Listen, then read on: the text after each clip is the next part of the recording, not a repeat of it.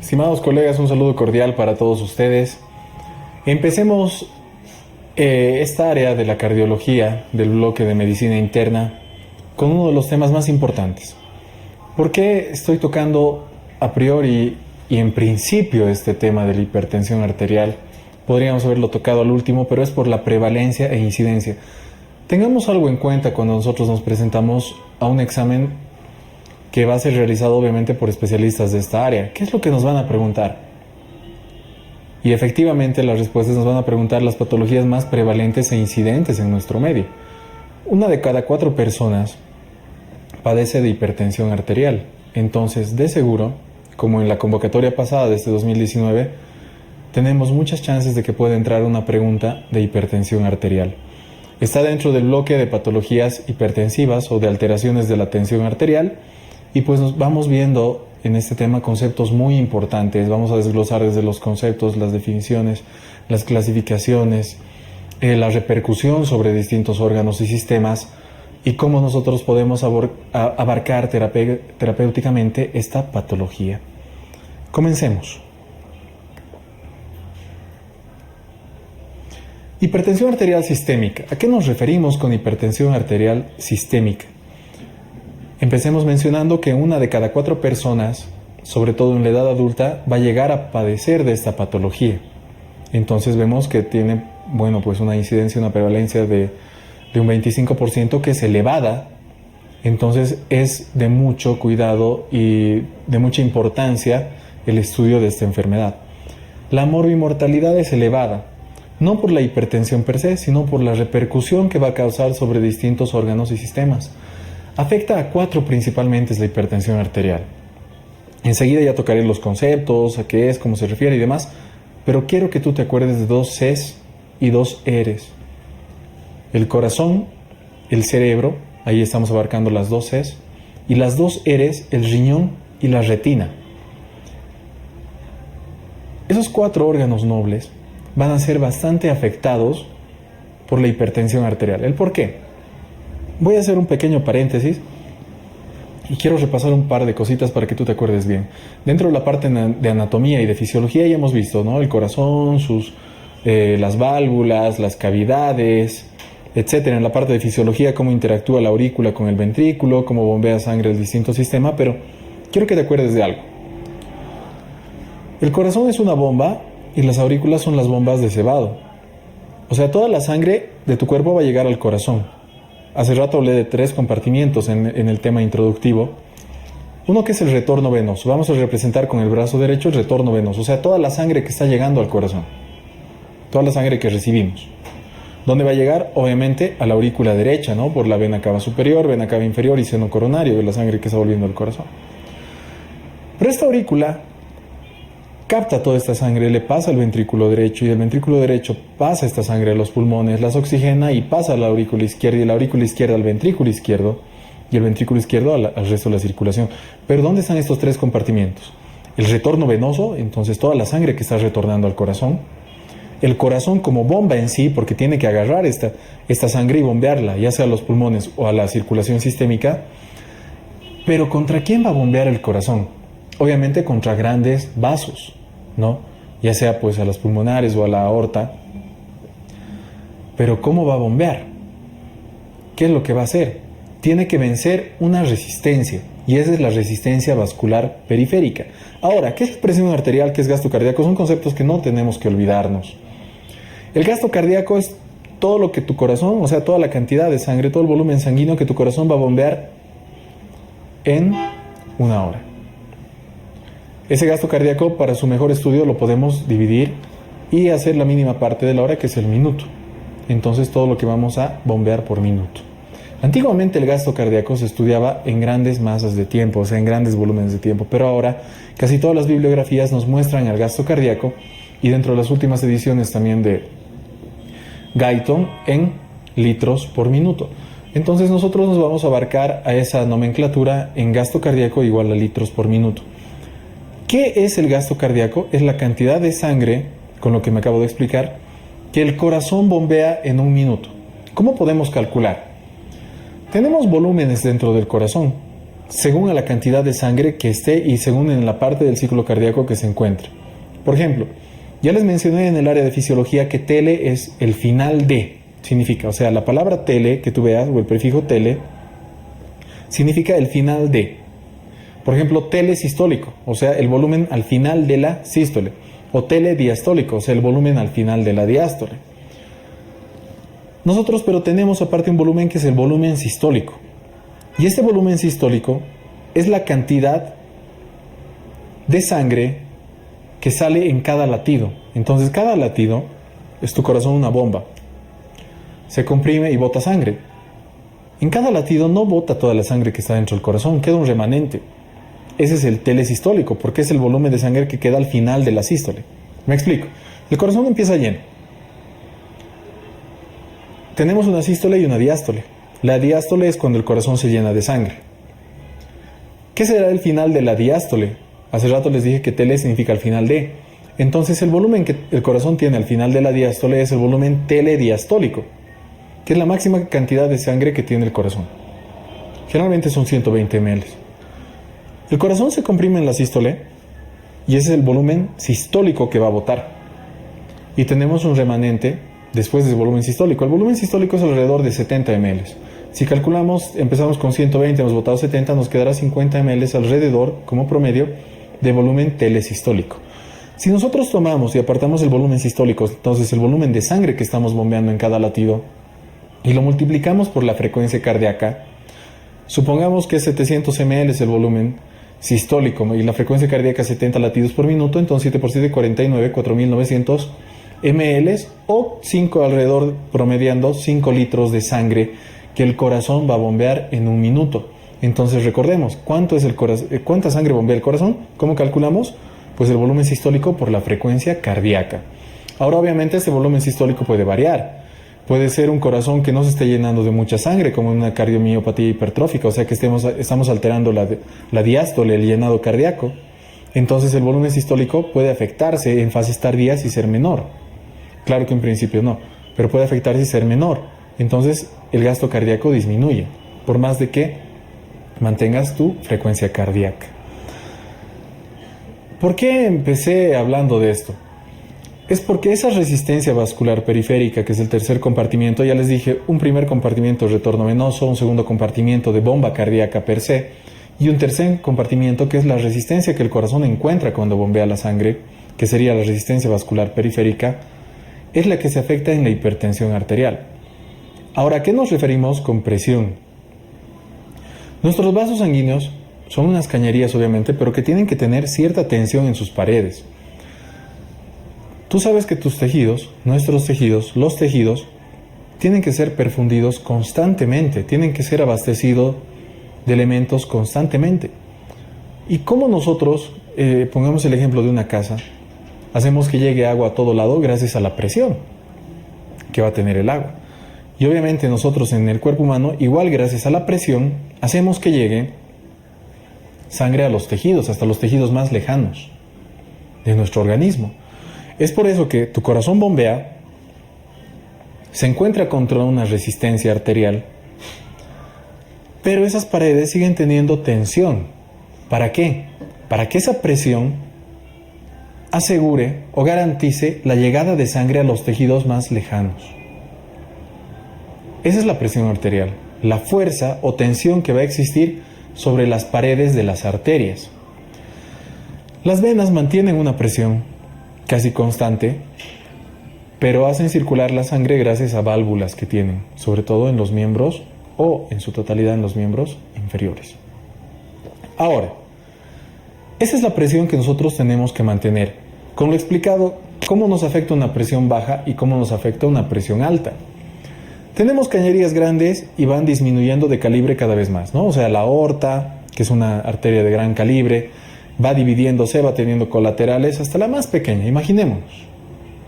División, división, división y llegamos al riñón.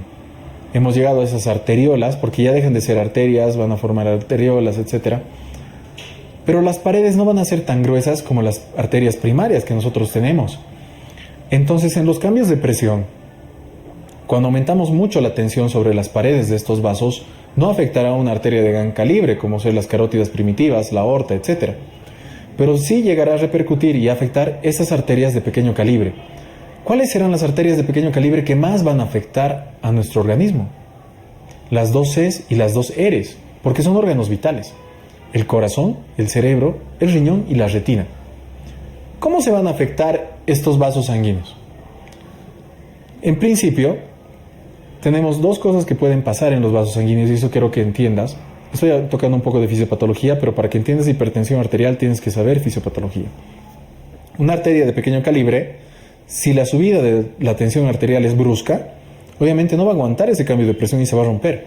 Entonces ahí tenemos los accidentes cerebrovasculares, por ejemplo, o los sangrandos retinianos, etc. Pero cuando la tensión va aumentando gradualmente, esa arteria se va preparando para ese grado de aumento que va teniendo la presión. Entonces va engrosándose, va formando más masa. Es lo mismo que cuando alguien realiza ejercicio, va realizando movimiento, etcétera, y va aumentando su masa muscular. ¿Por qué? Porque es un movimiento continuo, es una carga continua, es un trabajo continuo que aumenta la masa muscular. Y lo mismo pasa en estos pequeños vasos sanguíneos. Entonces se hipertrofian, se esclerosan en muchos casos. No pueden aumentar la cantidad de músculo, pero se vuelven más rígidos. Y eso son las esclerosis. ¿Se dan cuenta? Entonces estos términos que los vamos a ir utilizando, por ejemplo, esclerosis. No se ha roto, se ha vuelto más duro, pero ya no se expande tanto. Eso es un problema que afecta bastante y por retroalimentación aumenta la presión arterial. O por ejemplo, una displasia, una hipertrofia muscular, que aumentará el contenido de músculo, pero va a disminuir la luz, entonces también afecta la hipertensión arterial. Son cosas que pueden ir cambiando. Y también la muerte de tejido, que es la necrosis. Y la necrosis que caracteriza la hipertensión arterial es la necrosis de tipo fibrinoide. Avancemos.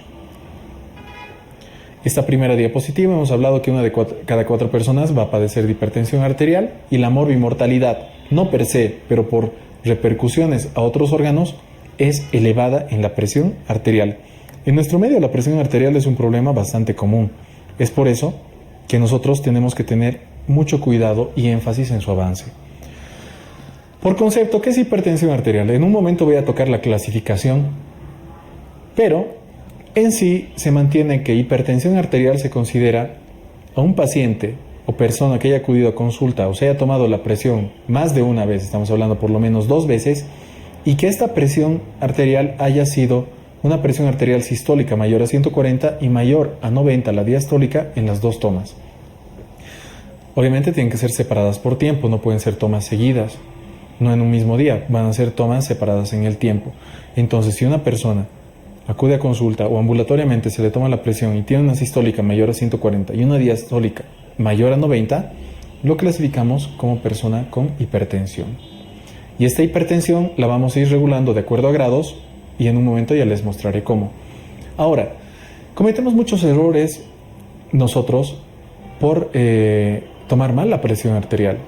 Tú tienes que tomar una presión arterial en la cual simulemos un estado de equilibrio en cuanto a los vasos sanguíneos. No podemos estar echados. ¿Por qué? Porque la presión no va a ser mucha, el corazón no va a tener que ejercer mucha fuerza contra la parte vascular para bombear la sangre, porque obviamente estamos echados.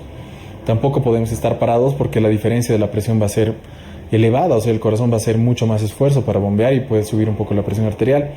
Y lo ideal es que el paciente esté sentado. No varía en un gran porcentaje en ambos brazos. Lo que se aconseja es que la medición de la presión arterial sea en el brazo izquierdo. Ya vemos nosotros que tiene que estar el brazalete 2 dedos por encima del pliegue del codo. La altura del brazalete tiene que estar a la altura del corazón. El otro brazo tiene que estar apoyado, los pies no tienen que estar cruzados y la persona tiene que estar en reposo por lo menos unos 5 minutos y apoyada hacia el espaldar. Esa es la posición correcta para que nosotros podamos verificar la presión arterial. Vamos. ¿Qué más podemos nosotros hablar de presión arterial? Obviamente, ¿qué la causa? ¿Qué patologías van a llevar a que una persona tenga hipertensión arterial?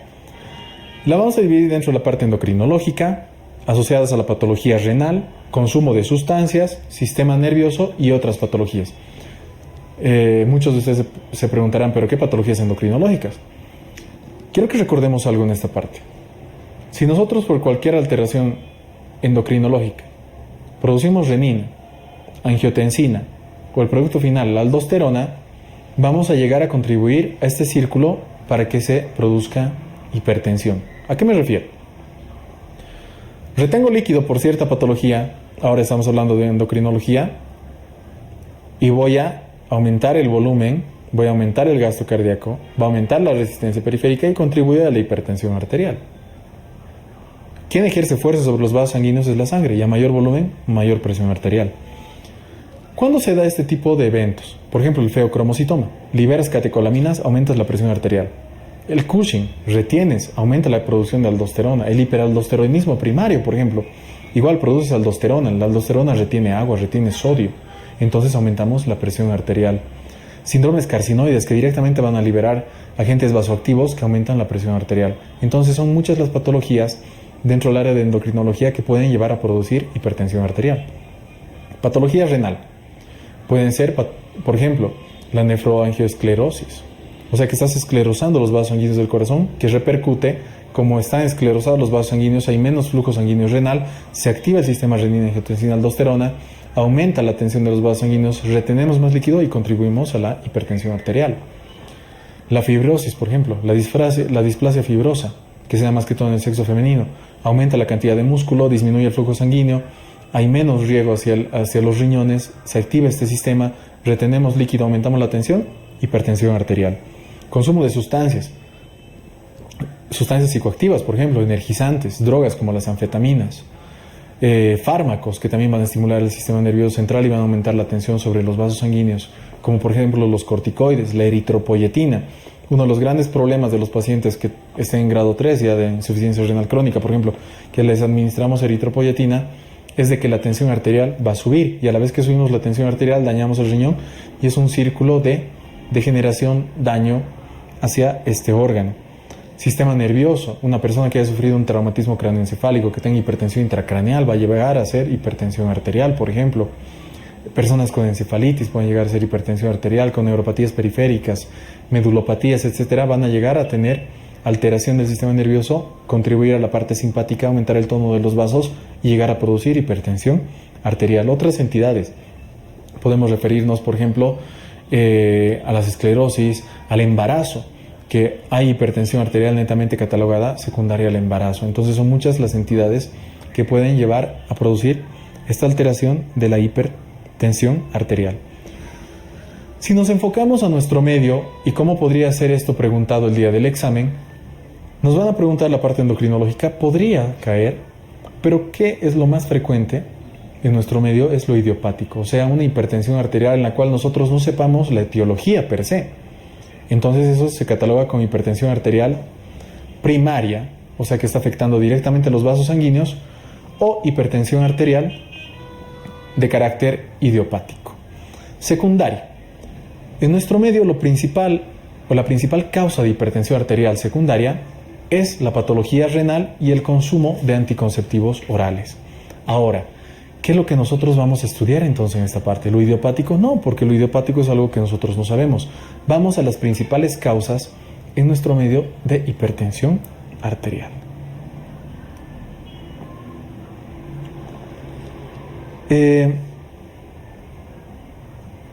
Dentro de la patología renal, nosotros tenemos dos grandes grupos. Una en personas de sexo masculino de más de 50 años y otra de sexo femenino en personas jóvenes.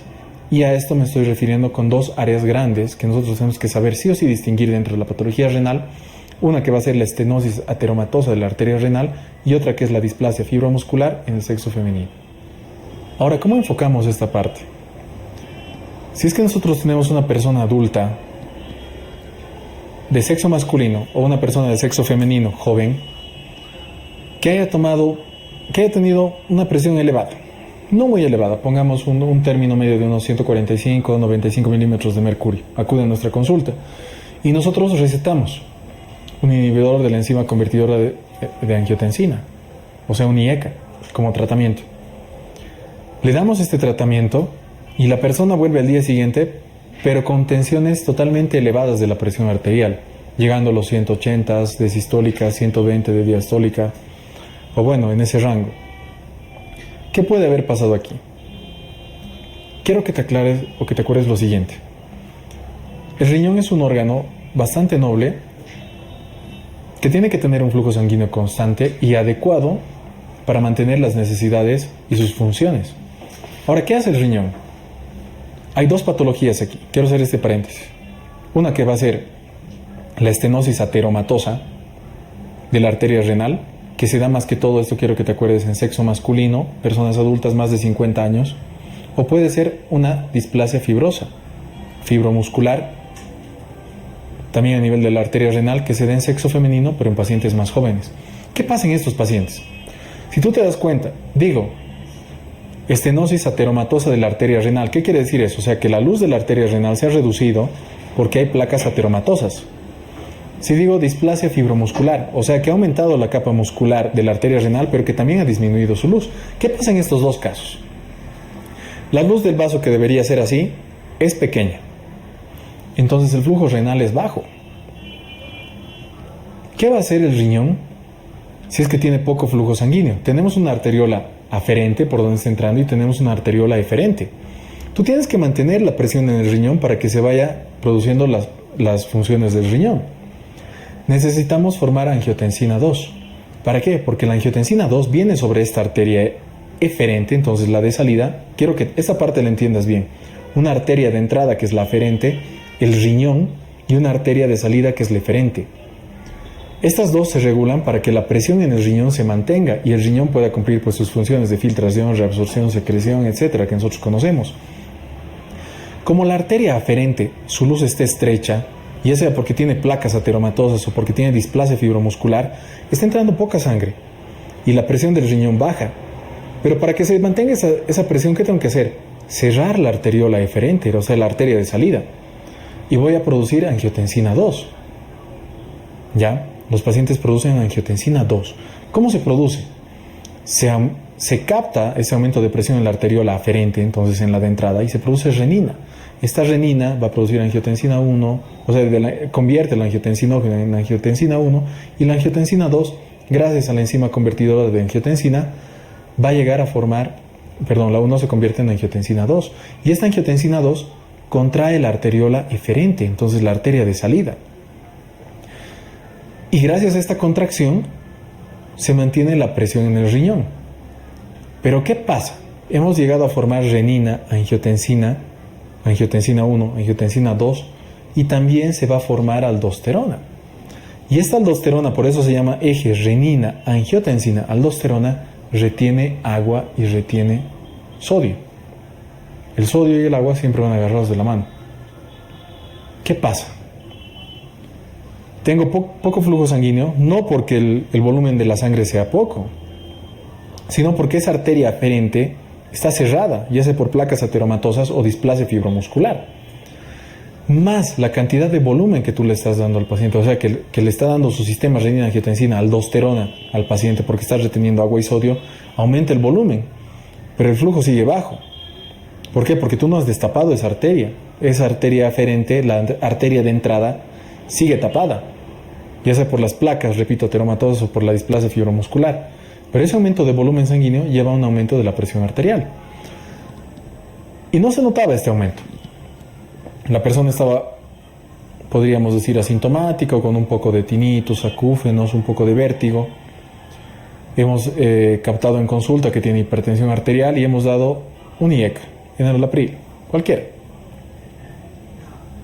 ¿Qué es el IECA? Es un inhibidor de la enzima convertidora de angiotensina. Entonces no permite que se forme angiotensina.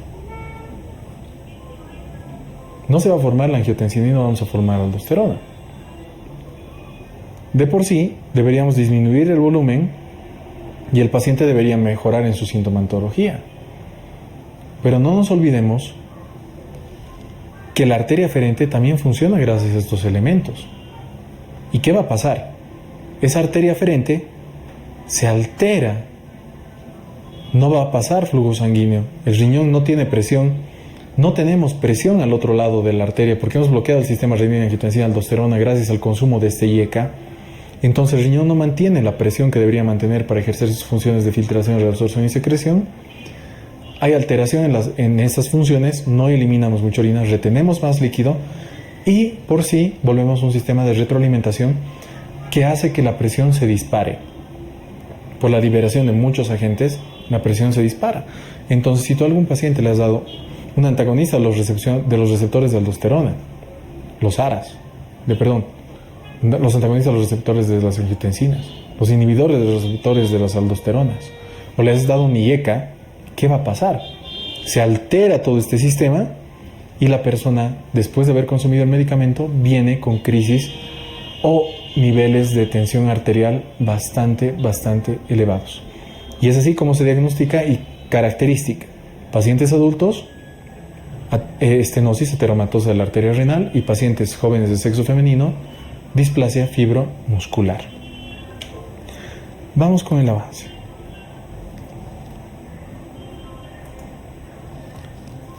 En el anciano, los vasos sanguíneos, los tejidos, el sistema locomotor, todo a medida que pasan los años disminuye en cuanto a flexibilidad, entonces se vuelven más rígidos.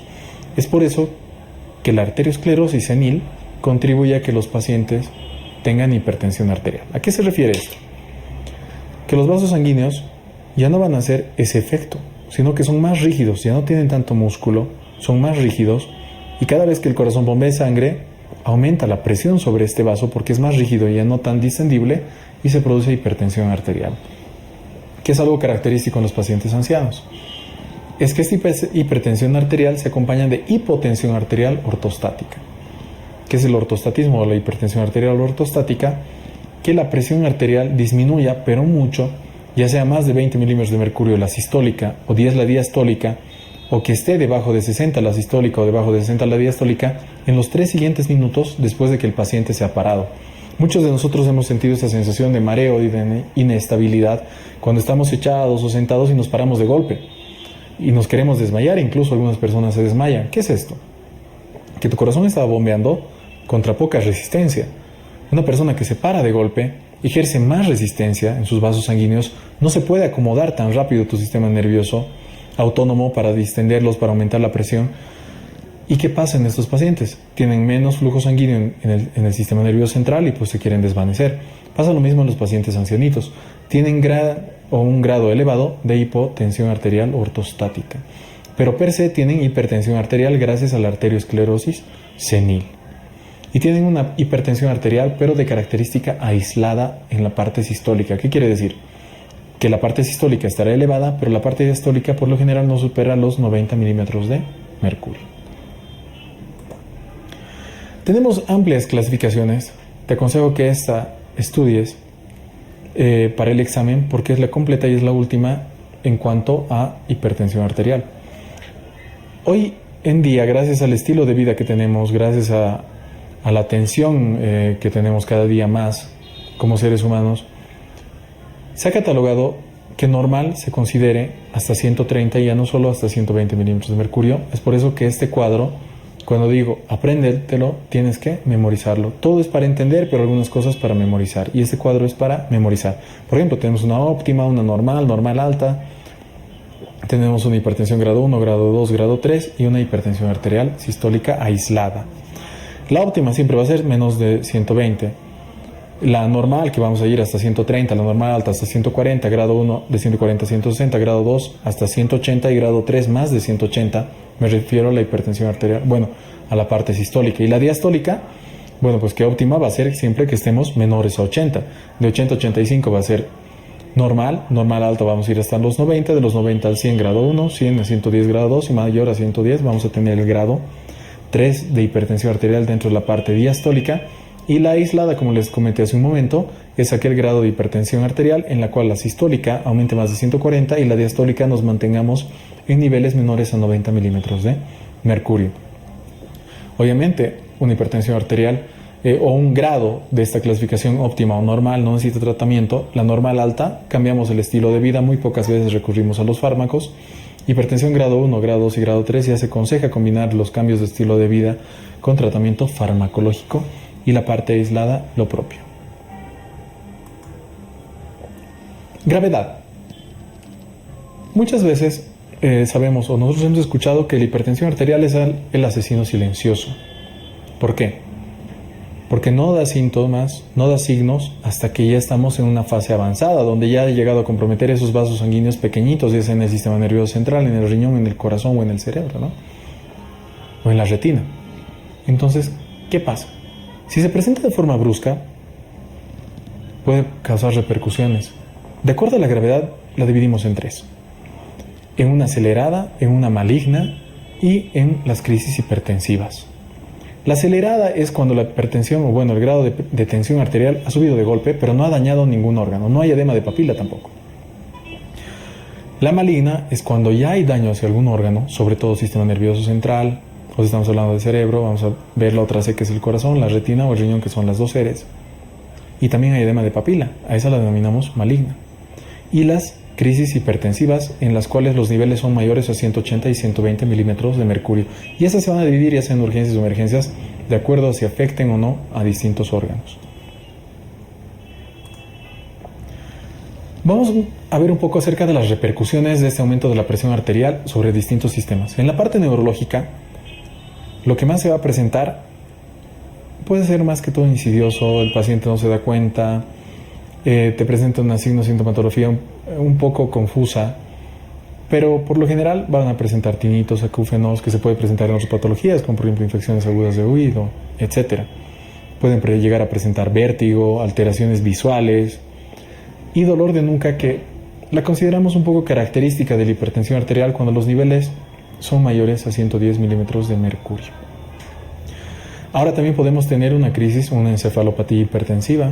La encefalopatía hipertensiva que se va a caracterizar por, ya sea que el paciente va a disminuir su nivel de conciencia o pierde la conciencia, va a tener náuseas, puede llegar a tener vómitos, puede llegar a tener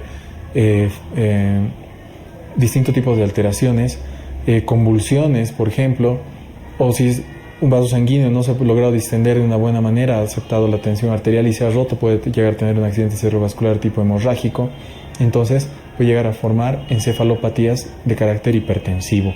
Entonces son las repercusiones más generales y comunes a nivel del sistema nervioso central, desde las más simples hasta la encefalopatía hipertensiva, que es de un grado mayor. Repercusión a nivel del corazón. El corazón, como cualquier músculo, si aumenta la presión arterial, está aumentando la resistencia. El corazón es esta bomba, está aumentando la poscarga. La precarga ya sabemos que va a ser, bueno, pues la cantidad o el volumen que va a ejercer presión sobre el corazón antes de que se distienda. Es la precarga, o sea, la precarga, lo que está llegando al corazón. Pre y pos es lo que está fuera del corazón. Y la poscarga es todo lo que el corazón va a encontrar como resistencia. Sus mismas válvulas, la resistencia de las paredes cardíacas, aumento de la presión dentro de distintos tejidos, etc. Eso es la poscarga. Y la precarga, pues el volumen que le va a llegar al corazón. ¿Quiénes contribuyen en eso? El retorno venoso, el volumen de sangre, etc. No nos confundamos en esto. El corazón tiene que tener sus cavidades íntegras. Si el corazón se da cuenta que está bombeando contra mayor presión, ¿qué va a hacer? No es muy fuerte el corazón, entonces va a ir aumentando su masa muscular, está ejercitándose, es como levantar pesas. Hay mayor presión, el corazón también aumenta su masa muscular y se hipertrofia. Entonces se vuelve un corazón más duro, más potente, con mayor masa muscular. ¿Pero qué pasa? Como tú puedes observar en el gráfico, disminuye la luz de este corazón.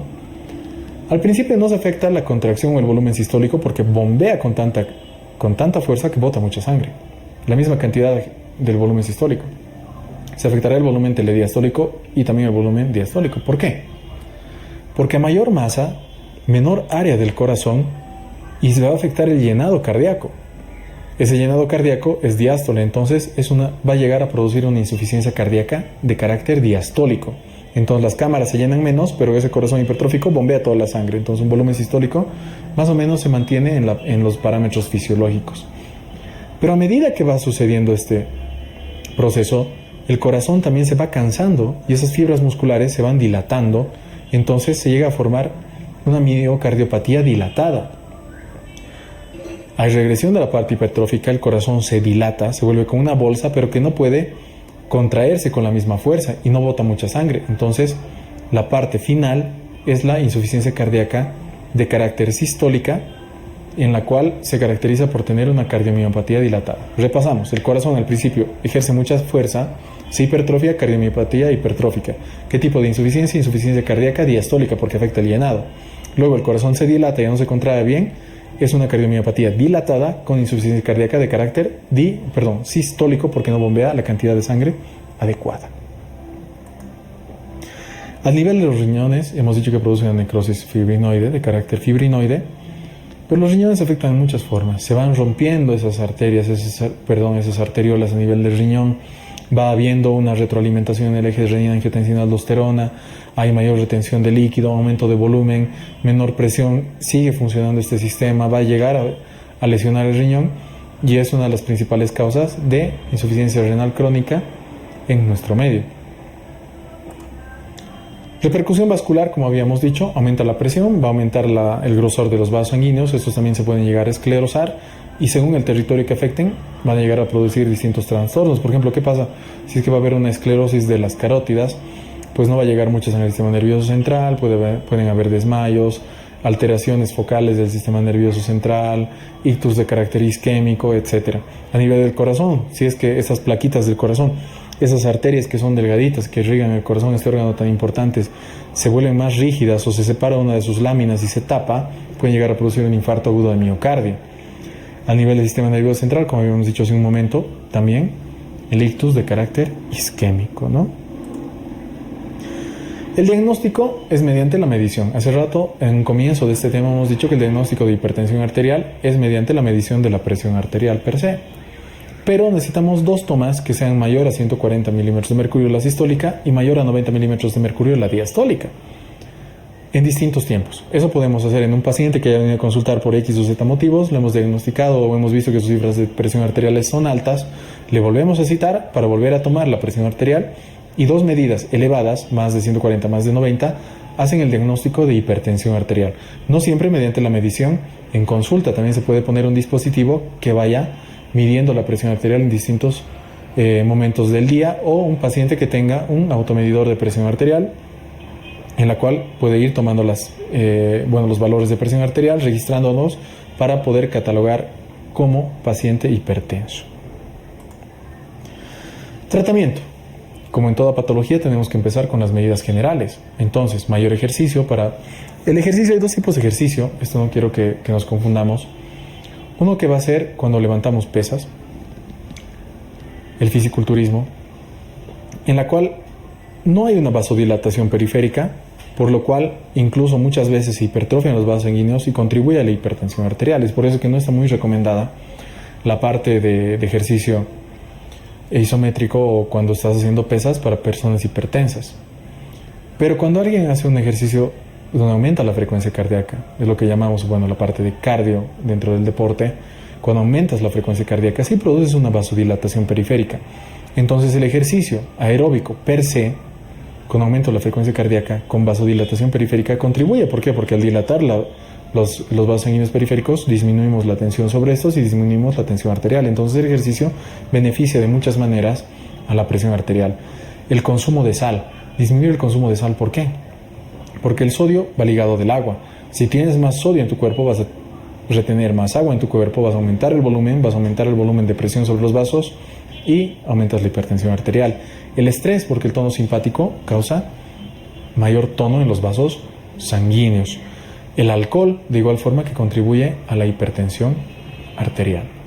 Una vez que nosotros hayamos logrado concientizar al paciente en cuanto a las medidas generales, si es que el problema sigue de la hipertensión arterial o si es que es una hipertensión arterial de un grado elevado, tenemos que iniciar el tratamiento farmacológico, para lo cual contamos con dos líneas. Fármacos de primera línea que tenemos que utilizar siempre, se aconseja mucho empezar con diuréticos también, y fármacos de segunda línea. Como primera línea vamos a tener los diuréticos, vamos a tener los IECAs, los diuréticos, IECAs, los beta bloqueantes, vamos a tener los calcio antagonistas y los ARA2.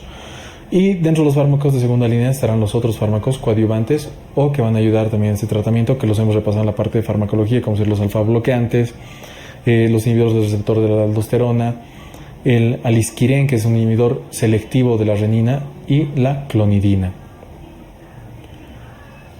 Dentro de los textos, dentro de los ABC-Meds, hemos desarrollado un cuadro en el cual sugiere distintos tipos de fármacos y escalones terapéuticos de acuerdo a distintos grupos etarios o en relación al sexo del paciente.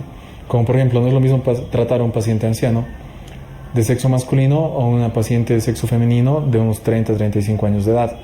Entonces hemos tratado de orientarlo de la mejor manera, de forma didáctica, para que puedas diferenciar cuáles son los mejores tratamientos o escalones terapéuticos de acuerdo al grupo etario y también al sexo del paciente. Te aconsejo mucho que repases esa parte dentro de los ABC-MEDs del área de cardiología.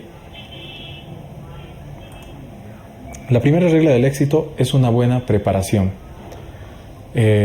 Una frase de George Bush es bastante significativa. Una buena preparación, entender los conceptos básicos, nos van a llevar a nosotros a dilucidar y poder responder preguntas en esta área y en todas las demás en cuanto al día del examen. Espero que haya sido de utilidad este tema introductivo. Es un tema bastante largo, sé que es un poco pesado, pero que tenemos que entenderlo, tenemos que prepararlo bien para que el día del examen, sin dudar dos veces, podamos responder la correcta dentro de las preguntas. Nos vemos en un siguiente tema de cardiología.